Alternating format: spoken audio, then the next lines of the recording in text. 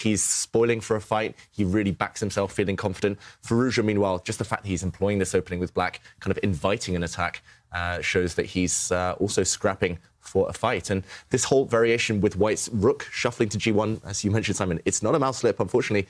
It is kind of a signal that white wants to throw pawns forward on the king side, and that's been prevented. Black pushing h5, but yeah, it's just this guy is going to light up very shortly.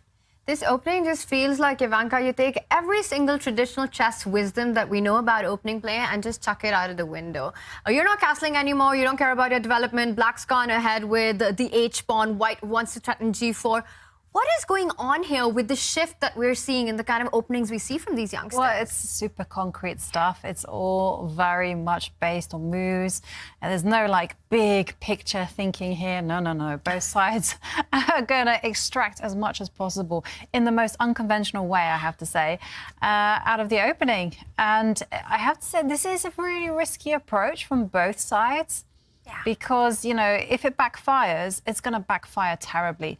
Like in a lot more classical openings, you know, you make a small mistake, that's fine. You know, life continues. You may be slightly worse, maybe much worse. But here, the price of a mistake is big.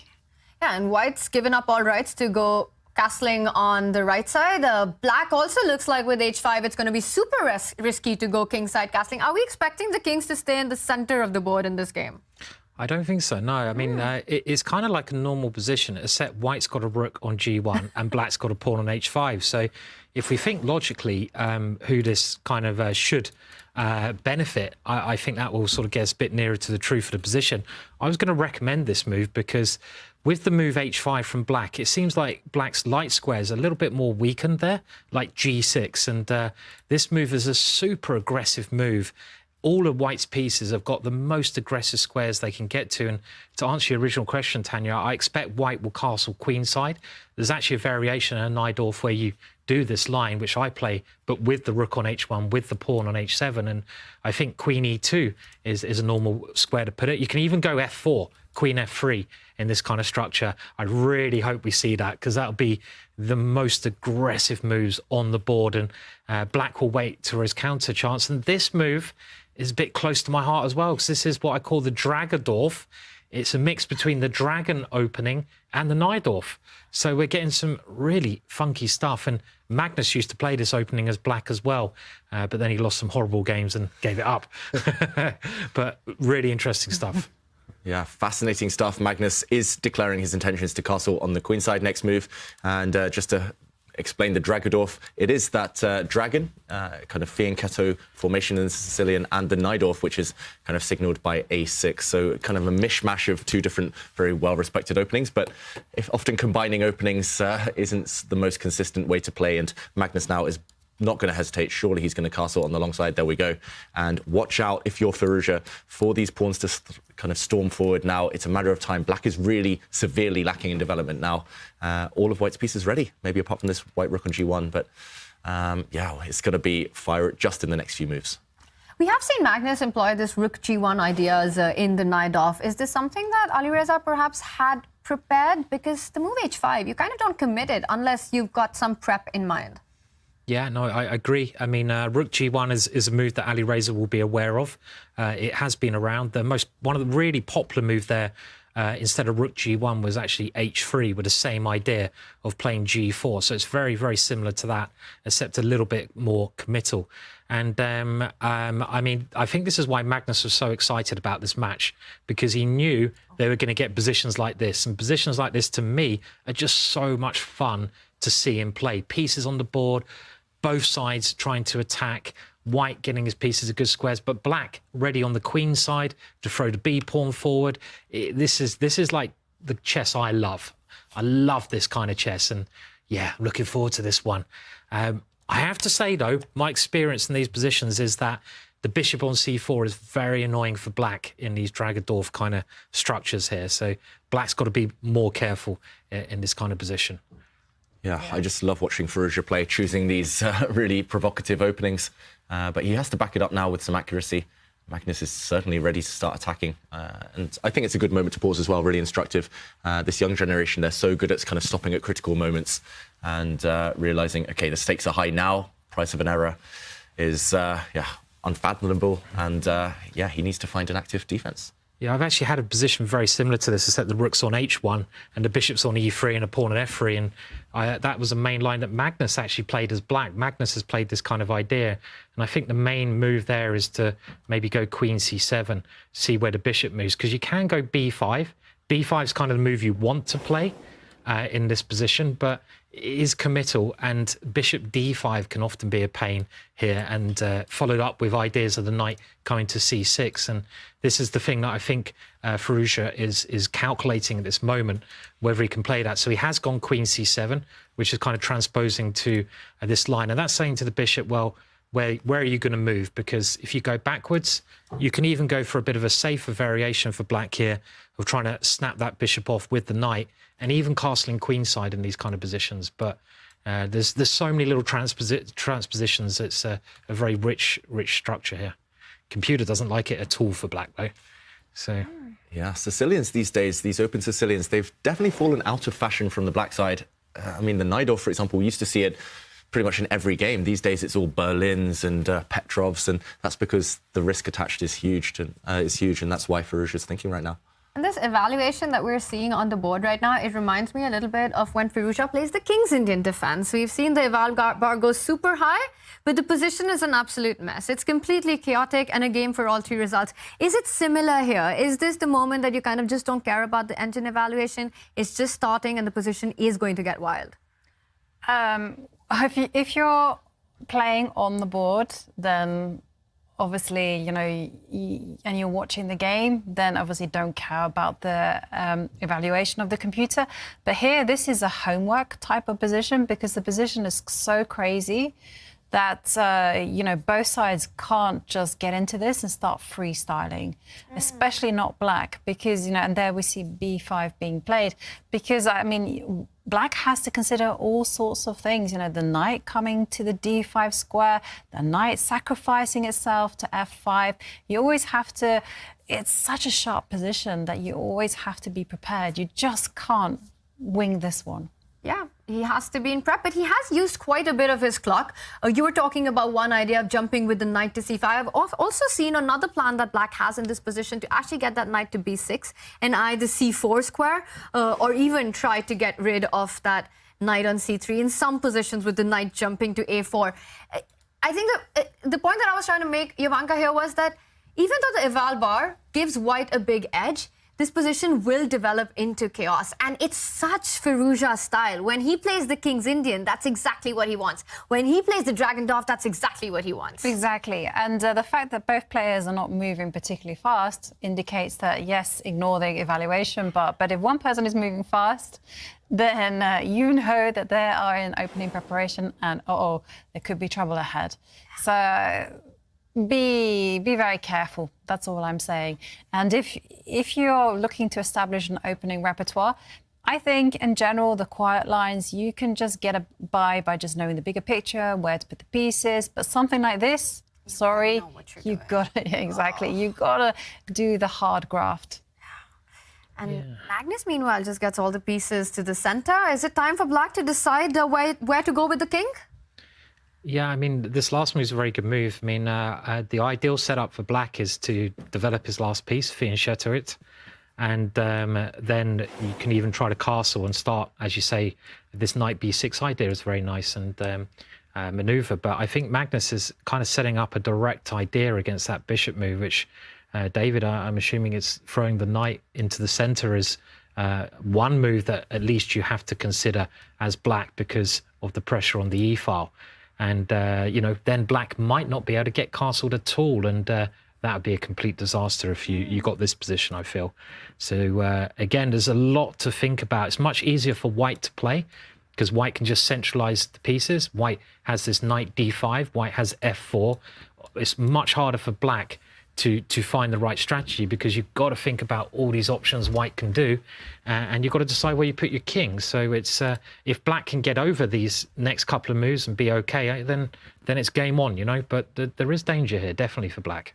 Yeah, and that's why Firouzja is burning so much time on the clock. Severe disadvantage now, under 4 minutes. 4 minutes lower than Magnus Carlsen. And yeah, as you say, Simon, I do feel the next 2-3 moves could be where this is decided. If black can survive, then long-term, great chances, throwing pawns towards the white king. Long-term, extra central pawn in the Sicilian, always really handy. But yeah, I do fear for his chances if the next 2-3 moves go wrong. So the question is if we will have a long-term or not. Yeah. Right. And yeah, the one thing I learned about the Sicilian, the kind of advice I was given when I was young, it's like, especially with white, but it kind of works for both sides.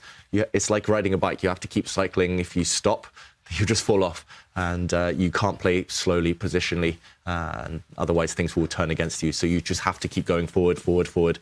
And for Magnus, that's the advice. For Firouzja, it's kind of defend at this point and hope for that later. Is it surprising how much time Firouzja is taking? Down 7.5 minutes now. It is surprising because I would have expected Firouzja to go into this type of position knowing his homework. But, you know, then again, we always get surprised. You know, it's impossible to prepare for every single line. And as David did reference, that rook to G1, not the most popular move. And, well, it does appear that Firouzja has forgotten his notes. Yes, under 7 minutes now. The problem is castling again. It walks into something similar, Simon, that you were pointing out. The white knight is always landing in the center. It's just a thematic idea. And it's one of those positions. You know what's coming. You know what your opponent wants to do next. But finding a solution is a whole different matter.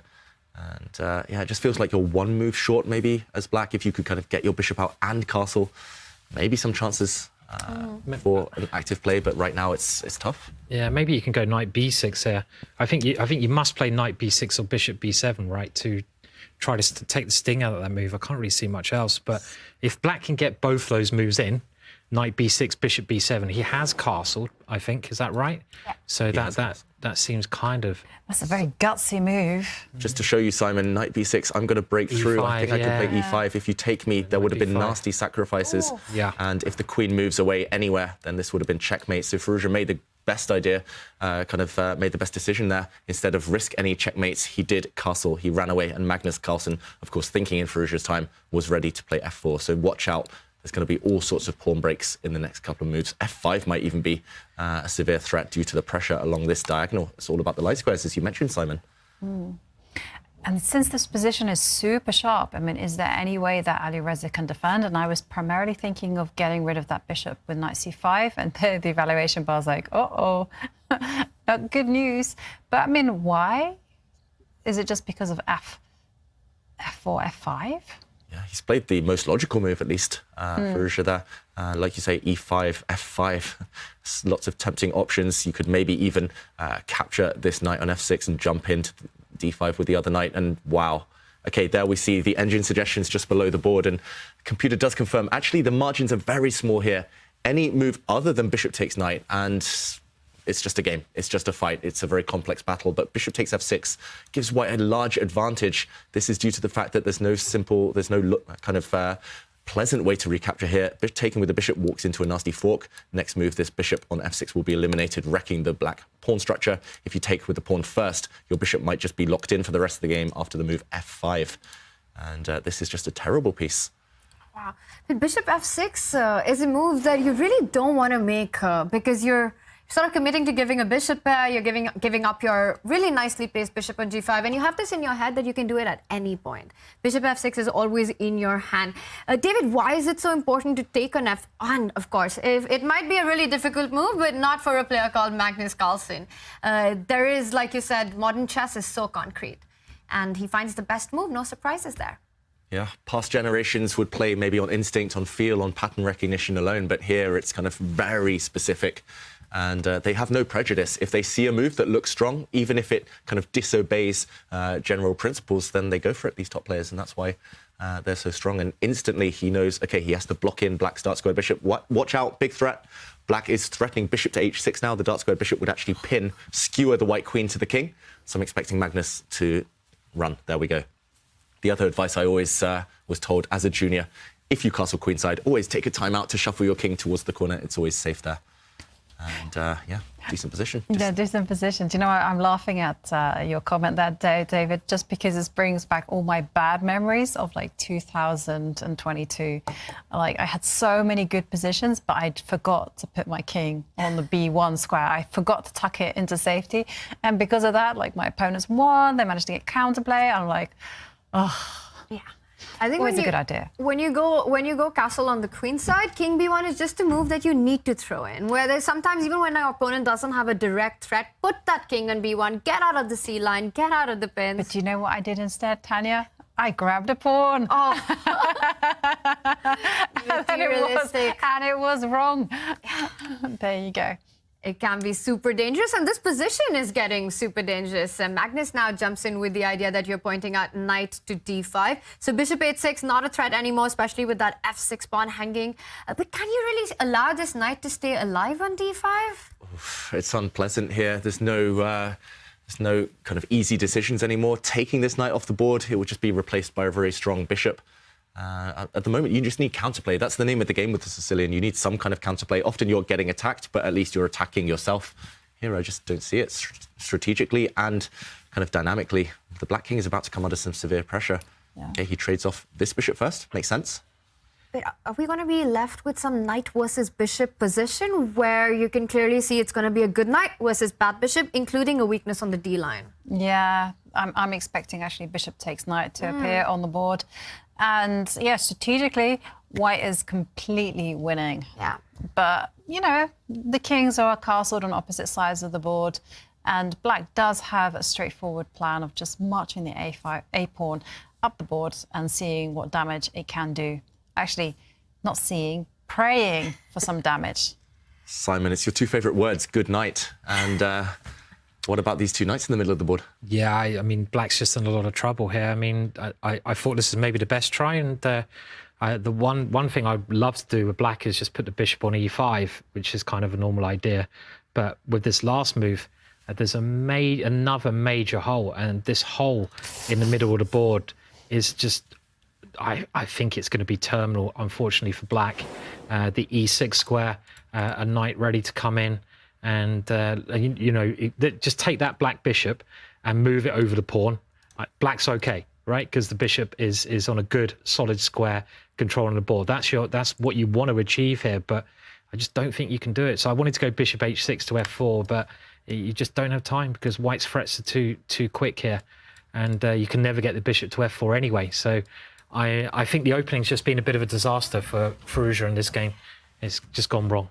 And Alireza Firouzja literally has no time. He's under the 3-minute mark as well, a very difficult position. To me, this game again looks like one of that classic Magnus example where it's so difficult to point out the moment it went so wrong for black. Firouzja, he did all these moves, natural-looking moves, developing the queen, the bishop on the queen side, castling, and then suddenly he's dead lost with black.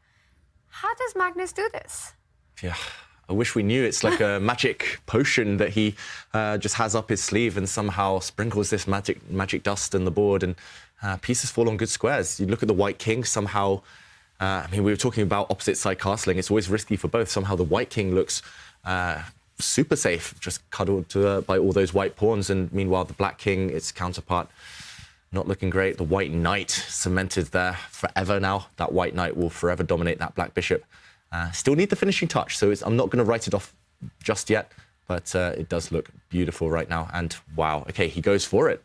Throwing pawns forward. This is a sacrifice, but I think he's just banking on all the open files that are about to line up against that black king. It should be a decisive attack, and it's no surprise with such beautiful coordination, beautiful centralization for white that something like this would work now. It's not even a sacrifice. And that knight on e6, I mean, you would never want to pick up that g4 pawn, but you probably don't have an option because it's sort of choosing the lesser evil. You pick that up, that pawn's going to fall, but also the h line's open. The queen jumps into an attack. You go queen to f4. You're hitting the pawn on d6. See. And the reason it's not a sacrifice is because you can't step up with the f pawn because the knight will come and deliver check. And, okay. You can delay picking that up because f5 doesn't really help anymore because the pawn is pinned, so you can anyway pick up on g4. Yeah, just to show that f5 tactics just always seem to work in Magnus's favour. Just putting pieces on good, healthy squares, and it's the pin. pawn takes rook would lose the black queen, and this would end in checkmate. And okay, this is on the board, and I guess Firouzja's maybe banking on the fact this queen can move. Will he try and trade off queens? What's he going to try and do sooner or later? It just feels deadly. Something's happening along the H file. Doesn't look pleasant at all. Doesn't look pleasant for Firouzja, and we are getting some big updates from Division 2 as well. It's not been a pleasant day for Levon Aronian as Artemiev advances to the winners' final in Division 2, where Artemiev will be facing Jan Nepomuceno. Jan Nepomuceno took down Armin Basim. So Armin Basim and Lev moved down to the losers bracket. The action continues. There are big, exciting matches happening, and you can follow all the drama, all the games on Chess Dojo's Twitch channel. A lot at stake. Let's just remind everyone, only 2 events remain in the 23 season of the Champions Chess Tour. It's all about getting to Toronto. There are 2 ways you can do it. Become a winner in any one of the 6 events, or through the critical tour points. The winner of Division 2 gets 50 tour points as well as $10,000. So the fight is on. Follow it on Chess Dojo's Twitch channel. But I think it's impossible to leave this position that we have right now. We might even be seeing game over, a checkmate coming in soon. That was a big threat there, wasn't it, David? I mean, Got to show that. That was a very nice threat that Magnus had set up. Yeah, queen takes bishop is the threat. So if Firouzja hadn't played the move he just did, for example, if he continued trying to attack the white king, it's simply too slow. Queen takes bishop would have been a beautiful sacrifice, tricking the black king into coming forward. And look how this white knight cuts off all the escape squares. Rook to h4 would have been a beautiful checkmate on the edge of the board. Firouzja has stopped that, though. He played queen to e7, so now this same trick doesn't work. Do not sacrifice your queen this time, because this square is suddenly covered by the black queen. So really, really clever defense there from black. But it feels like Magnus doesn't need to rush. He can just move this queen out the way. Where's he going to go? Will he drop back? Yeah, h3, like for example. And this rook is still sliding. Still the same threats persist. And both the white rooks actually are going to be added as ammunition in the next couple of moves. And black has just not managed to get play going on the queen side. While white has exploded the king side, and all of that is being played out. Queen h3, rook h4 on the board. How do you even defend that bishop? Okay, the only way to do it, pushes the pawn, but you're kind of making more weaknesses on the king side. Do you go rook h5 here? Looks most logical. Just staying consistent, setting up this battery on the h-file. And black's pawns, as you say, they're just becoming weaker and weaker. The shelter around the black king is being forced to kind of remove itself simply. And there we go. Knight g5, a big threat on the board now. Oof. Tactics just all in white's favour. The white knight is just too strong here. I mean, it's sitting in the middle of the board. It's stopping the black rooks getting in. It's threatening to take on g5. You compare it to black's bishop. Black's bishop is just pinned down. And there is that big threat, as you say. Just knight takes pawn check. White can also bring his last piece into the game. It's always nice when you get every single piece attacking. Well, not nice for Alireza, but nice for Magnus. And g4 seemed forced, but even just queen d3 here looks strong in this position. Maybe king g6 holds on. And have I trapped my rook there? Ooh, there's a little trick. Is that right?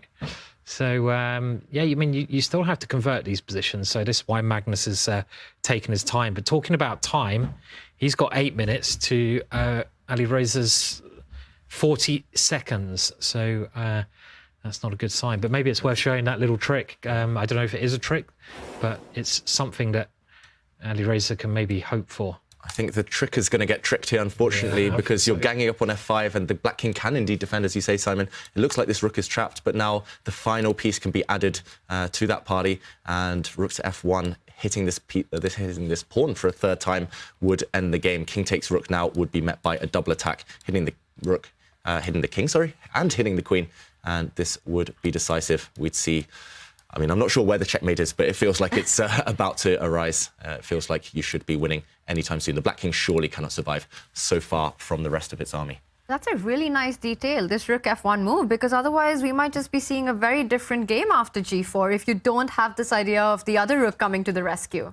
Yeah, I mean, the thing is, tactics always work. I mean, people might assume that, and I see a lot of beginners doing this, or sort of amateur players, they try to force tactics from positions of weakness, but tactics work from positions of strength. So normally you have to play a nice positional game, build up your position, and then tactics will work because you've got that good position in the first place. And this is just a key example of that White's pieces are fantastic. He's played a great positional game, and Black had a rotten opening here. So tactics work. And Rook F1, bringing the last piece in, was a nicely found idea that David showed there. What's he thinking about? Yeah, it's slightly strange. I'm not sure what else. That looks like the most logical. Once you see Rook F1, you kind of play it, but maybe he's looking... I think, David, what you just said, once you see Rook F1, it's not the easiest move to spot.